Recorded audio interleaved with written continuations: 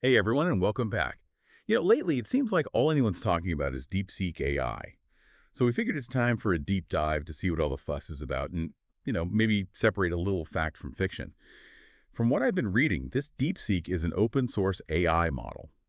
Basically, it's like the code's just out there, right? Anyone can use it.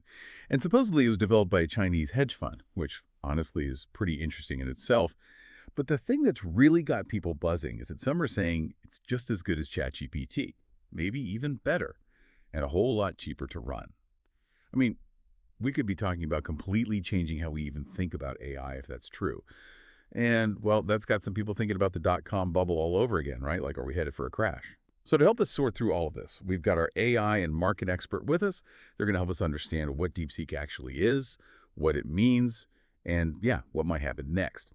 So to start things off, could you give us, the rundown on DeepSeek? What makes it so different from what we've already seen? Yeah, happy to. Well, you mentioned that DeepSeek is open source. So that means, like you were saying, the code is publicly available. Anyone can grab it and use it, modify it, even share it. And this is pretty different from what we usually see. A lot of the big AI models, they're proprietary. Basically, they're kept under wraps by the companies that made them. So it's kind of like, I don't know, like a recipe. You get to taste the dish, but you don't get the ingredient list. Exactly. That's a great way to think about it. With closed source, you just get the end result. Yeah. Open source, you get the whole recipe and you can play around with it. Okay, I'm starting to see why people are so excited about this. Yeah. So who came up with this recipe? You said a hedge fund. Right. There's not a ton of info out there yet, but word on the street is it's High Flyer Capital Management. They're a Chinese hedge fund. Mm, And they haven't really been, bragging about it or anything. Makes it even more mysterious. a hedge fund making an AI. Okay, so let's talk about those efficiency claims. What's the real story there? Is it really that much cheaper to run than the others? The reports are pretty interesting, I have to say. Like, the estimates we're seeing suggest that DeepSeek was trained for a tiny fraction of what other models cost. And one source even said they might have used, 50,000 NVIDIA GPUs for training it. That's a lot of processing power. That's a whole lot. For comparison, Meta's Llama model, they reportedly spent over $500 million just to train that. 500 million Yeah. just to train it. Yeah, and the rumor is that DeepSeek performs just as well, maybe even better, for way less money. Wow. Okay, so I'm starting to see those dot-com bubble comparisons now. So if a hedge fund can just come in and shake things up like this, Hmm. what does that mean for companies like OpenAI or Google, the ones who've been spending billions on AI?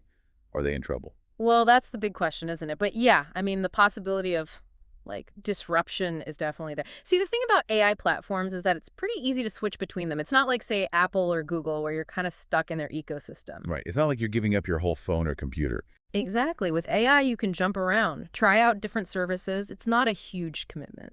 Makes sense. Kind of like, I don't know, choosing a search engine. I use different ones all the time, depending on what I need. Yeah. Okay, but let's be real for a second. This is fascinating, all the tech stuff and the markets and everything, but for those of us who just use AI, in our everyday lives, what does this actually mean? Are we even going to notice a difference? Well, in the short term, probably not a huge difference, at least not right away. You might end up using a different app, maybe that's powered by DeepSeek instead of ChatGPT or something. But overall, the experience, what you're actually doing, might not change that much. So it's more of a behind the scenes shift. Pretty much. But for businesses, and especially the companies that run AI services, it's a different story. Think about it. Imagine if you could offer the same AI features, but it cost you way less to run them. I guess that would mean higher profits. Yeah, exactly. Plus, potentially more investment, and maybe even lower prices for consumers down the line. So those companies are like the winners here, potentially. What about the companies that make all the hardware?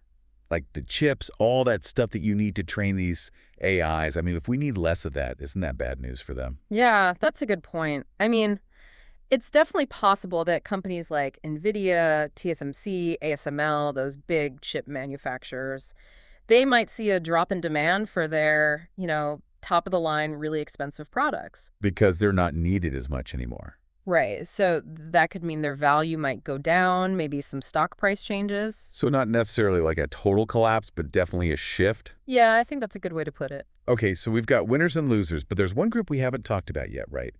The consumers. The people who use these AI apps and services every day, but don't really get into the nitty-gritty tech stuff, what should they be thinking about? For them, honestly. I think the effects will be more subtle, more gradual. You might see some new features pop up in your favorite apps, maybe prices will drop a bit for some services, but it's not going to be like this huge overnight change. So not a disruption, more like an evolution. Yeah, exactly. It's important to remember that this is all still pretty new. DeepSeek is a big deal, but it's just one piece of the whole AI picture. Yeah. And AI is changing constantly, so, I mean, who knows what's going to happen next? I know, it feels like things are moving so fast, it's kind of hard to keep up. It does feel like we're on the edge of something big, though.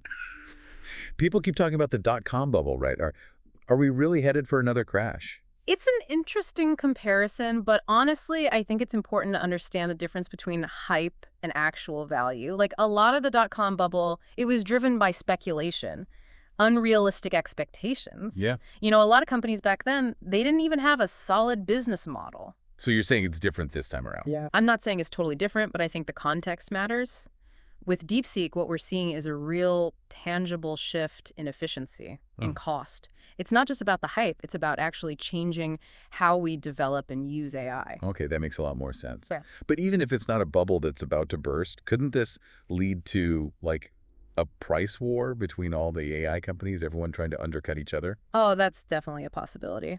And while a price war might sound great for consumers in the short term, it can actually hurt innovation in the long run. How so? Well, if everyone's just focused on making things cheaper, they might not be investing in new features, new applications for AI, Right. pushing the technology forward. Right, it's like a race to the bottom. Nobody really wins. Yeah. Okay, let's shift gears a little bit. You mentioned earlier that this could change how we access AI. What did you mean by that? Hmm. Well, imagine if the cost of training and running these AI models just keeps going down, right? What if it gets to the point where you could run a powerful AI like ChatGPT on your own laptop? No big tech companies, no data centers, no subscriptions, just you and your AI. Whoa, AI on my laptop. That sounds like something out of like a sci-fi movie. What would that even look like? Think about it. Personalize AI assistants that learn what you like and help you do all sorts of things, like writing emails, managing your finances, even making art or music or code, all running right there on your device. That would be incredible. But wouldn't that raise some security issues? I mean, if everyone has access to that kind of power, couldn't it be misused? Absolutely, it's a double-edged sword. Yeah. On the one hand, making AI more accessible could lead to amazing new things, more creativity, more innovation. But on the other hand, yeah, it does open up the possibility of people using it for bad things. So we need to think about the ethics, make sure we're using it responsibly. It's kind of like if you gave everyone a printing press, right? You could spread knowledge and ideas, but also misinformation. Exactly. So it's all very exciting, but we need to be aware of the risks too and try to prevent them. Okay, so we've talked about market disruption, price wars, even like democratizing AI. That's a lot to think about. But if we take a step back, what are the key takeaways here? What should our listeners be thinking about as all of this, keeps changing? I'd say there are three main things to remember. First, DeepSeek really shows us how fast things can change in the AI world. What seems like a big advantage today could disappear tomorrow. So don't get too comfortable. Right.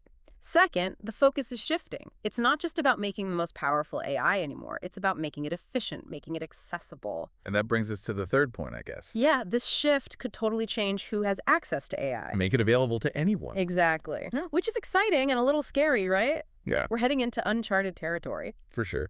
So it sounds like we all have a role to play in figuring out where this all goes. I think so. We need to be thinking about the ethics, the potential downsides, and how this will impact society as a whole. It's not just about the technology, it's about how we use it. Right. Okay, so we've talked about the potential winners and losers in this new AI world, but let's break that down a little more. Can you give us some specifics? Sure.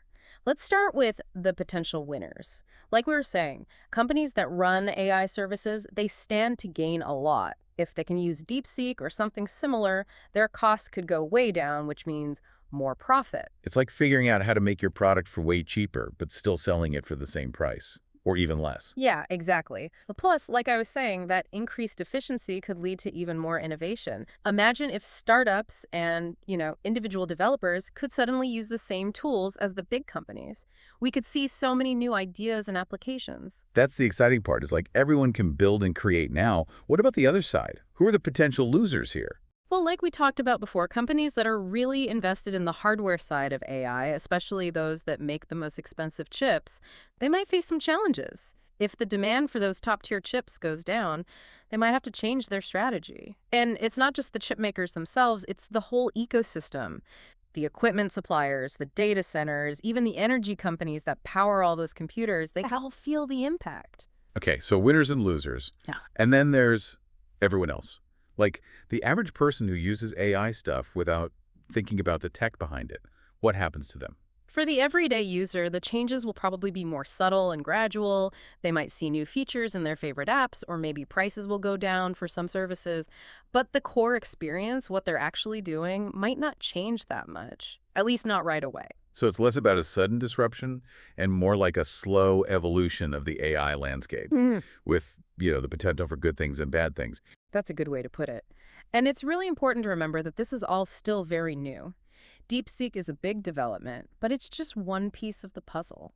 The AI field is constantly evolving, and we'll probably see even more unexpected developments in the coming months and years. Well, that's both exciting and a little bit terrifying, to be honest. It feels like we're at the beginning of something huge, but we don't know exactly where it's going to lead. And that's what makes it so interesting. We have the opportunity to shape the future of this technology. It's up to all of us as individuals, as businesses, as a society to guide its development and make sure it's used for good. That's a great point. This whole DeepSeek AI thing is a reminder that we're living in a time of incredible technological change.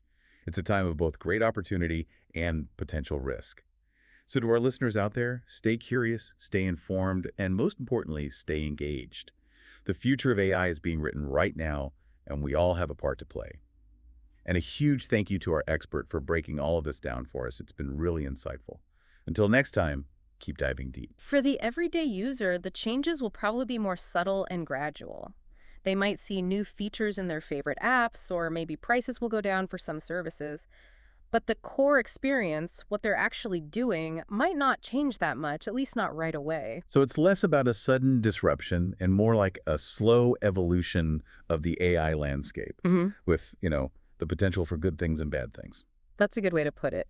And it's really important to remember that this is all still very new. DeepSeek is a big development, but it's just one piece of the puzzle. The AI field is constantly evolving, and we'll probably see even more unexpected developments in the coming months and years. Well, that's both exciting and a little bit terrifying, to be honest. It feels like we're at the beginning of something huge, but we don't know exactly where it's going to lead. And that's what makes it so interesting. We have the opportunity to shape the future of this technology. It's up to all of us as individuals, as businesses, as a society, to guide its development and make sure it's used for good. That's a great point. This whole DeepSeek AI thing is a reminder that we're living in a time of incredible technological change. It's a time of both great opportunity and potential risk. So to our listeners out there, stay curious, stay informed, and most importantly, stay engaged. The future of AI is being written right now, and we all have a part to play. And a huge thank you to our expert for breaking all of this down for us. It's been really insightful. Until next time, keep diving deep. For the everyday user, the changes will probably be more subtle and gradual. They might see new features in their favorite apps, or maybe prices will go down for some services, but the core experience, what they're actually doing, might not change that much, at least not right away. So it's less about a sudden disruption and more like a slow evolution of the AI landscape with, the potential for good things and bad things. That's a good way to put it. And it's really important to remember that this is all still very new. DeepSeek is a big development, but it's just one piece of the puzzle. The AI field is constantly evolving, and we'll probably see even more unexpected developments in the coming months and years. Well, that's both exciting and a little bit terrifying, to be honest. It feels like we're at the beginning of something huge, but we don't know exactly where it's going to lead. And that's what makes it so interesting. We have the opportunity to shape the future of this technology. It's up to all of us as individuals, as businesses, as a society, to guide its development and make sure it's used for good. That's a great point. This whole DeepSeek AI thing is a reminder that we're living in a time of incredible technological change. It's a time of both great opportunity and potential risk. So to our listeners out there, stay curious, stay informed, and most importantly, stay engaged. The future of AI is being written right now, and we all have a part to play. And a huge thank you to our expert for breaking all of this down for us. It's been really insightful. Until next time, keep diving deep.